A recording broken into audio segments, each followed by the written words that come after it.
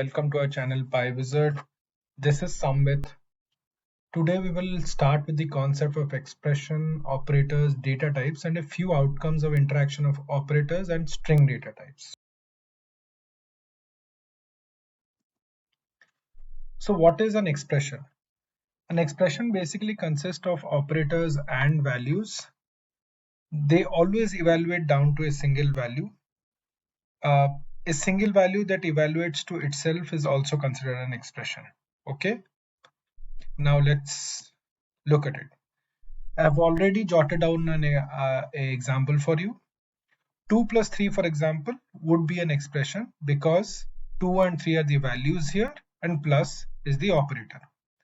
However, 2 evaluating to itself is also considered an expression because of the concept here that says that they always evaluate down to a single value. Now let's look at math operators. Here the table has been arranged in the order of precedence. For example, in our school in math classes, we used to follow a rule called BODMAS. In Python, we have a similar rule called PEMDAS, where P stands for parenthesis, E for exponential, M for multiplication, D for division, A for addition, and S for subtraction. Parenthesis, though it is not a math operator, but it gets evaluated first. We also need to look at three different kind of divisions that are considered math operators in Python. That is the normal division that we do in our that we have been doing in normal maths also, which basically evaluates down any numerator to a decimal to 2.2 places of decimal value. For example, here 35 by 4 is 8.75. However, there are two more concepts which are normally not used in maths, are used as operators here. One is an integer division. Here the integer division basically gives you only the quotient. So 35 integer division 4 is 8. 35 modulus or remainder gives you 3, which is the remainder, okay, as the name suggests. Now let's look at an example of how these are evaluated.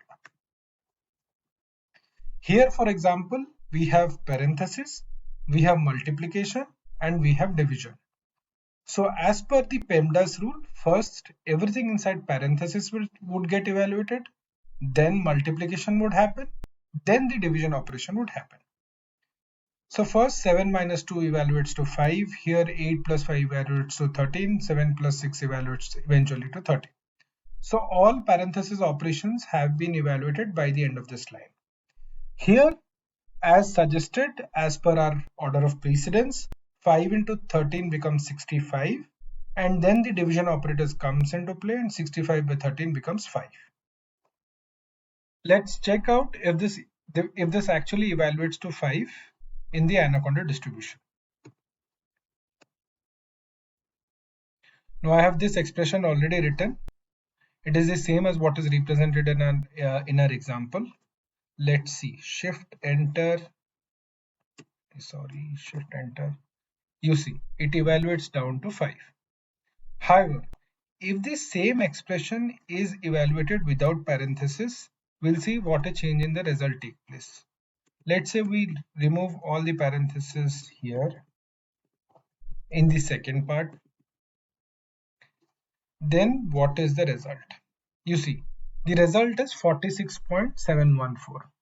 This is because what would have happened ideally is that first this gets evaluated. 7 minus 2 would have got evaluated to 5. Then as multiplication comes next, it multiplies 5 into 8, which is 40.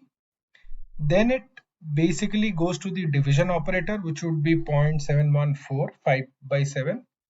Then it adds 0.714, 40 and 6, which is 46.714.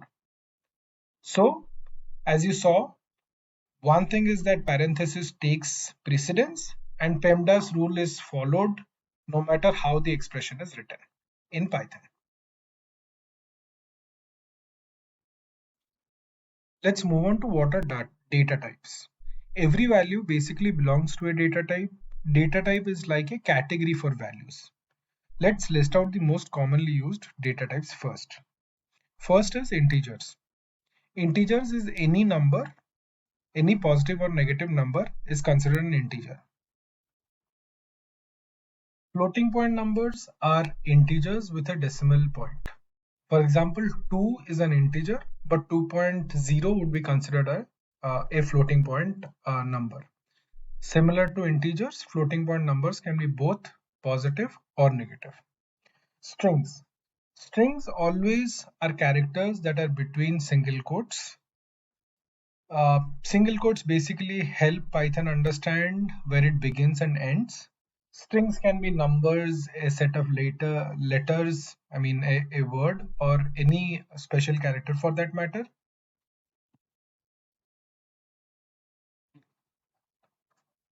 Next, we move on to the concept of string concatenation and string replication. As we have seen, the addition operator adds two integers or floating point data types.